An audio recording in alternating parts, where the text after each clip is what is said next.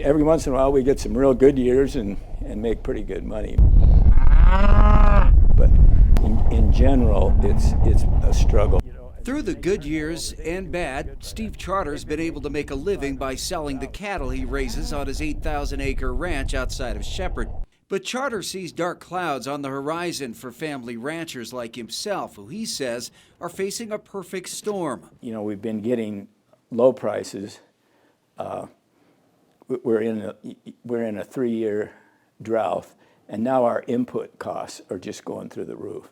And we just, you know, we're not going to be able to withstand that. So we're at a critical time. A critical time that comes at the same time that consumers are paying record prices for beef in the grocery store. The prices we've been getting are record low prices. There's only 4 big corporations making the money. It's not the farmers and ranchers, and the consumers are paying. They're not getting that benefit of like affordable food anymore. Steve and his daughter Annika, who also ranches, say they continue to see their percentage of the consumer dollar shrink. They blame a lack of competition in the meatpacking industry.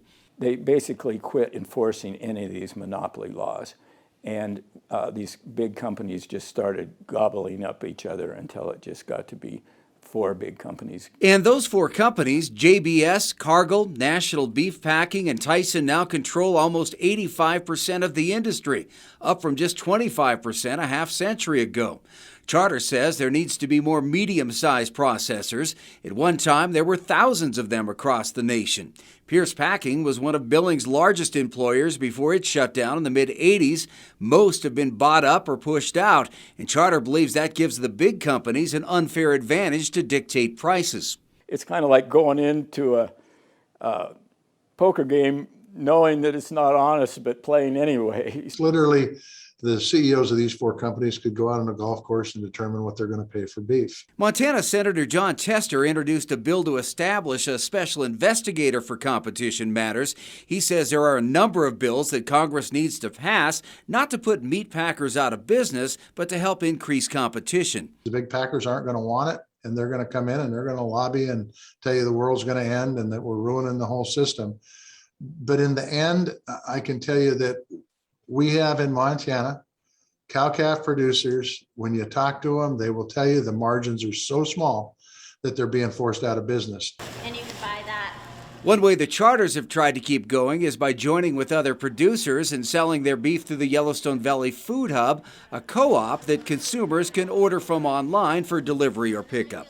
The pandemic really demonstrated the flaws in our broader system. And I think the reason we saw our sales go up so much was because it was this really poignant moment of demonstrating, like, if we don't support our local ranchers, they're gonna go away. You know, Montana can't sell all its beef that way. So we need reform of the system. This is a challenge. There's some opportunities here. There's some opportunities to start feeding more cattle in the state of Montana and processing it here and shipping out in boxes. But the system has to change. And whether or not that change happens could determine if this family ranching tradition carries on. There isn't more money to be made in the cattle industry. It doesn't make sense for my family to keep at it, which is devastating to me. The future is kind of like the immediate past. It's fewer and fewer kind of family farm. And that's just going to continue unless we can get a bigger share of the consumer dollar. In Shepherd, I'm Russ Riesinger reporting for MTN News.